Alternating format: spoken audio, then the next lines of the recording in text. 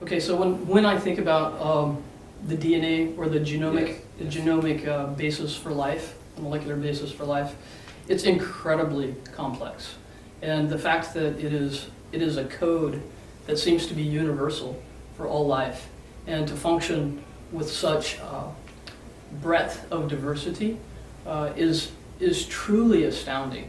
And that all of the things that actually contribute to the variety of cellular physiologies, whether you're talking about a bacteria or you're talking about a human cell, that the basis for all of that life is possible because of the code in DNA, and the way that code gets translated into RNA and gets translated into proteins is amazing. And we're now learning that it's not just the DNA itself, but it's the transcripts that come off of it that have many different layers of complexity on top of the genome, something called epigenetic factors.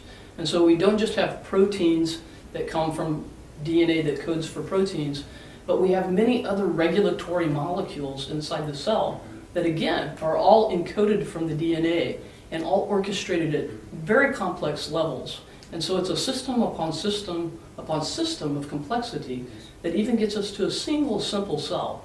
And so from the DNA to even a single living cell is just, it's an amazing, amazing complex world. And I look at that and I think it is the fingerprint of God. It's one of those signs. As a Christian, again, we looked at the Christian scriptures, which the Apostle Paul, in a letter to the Romans, talks about how wherever we look in all of creation, since the very beginning of time, there is more than enough evidence to lead people to a belief in God.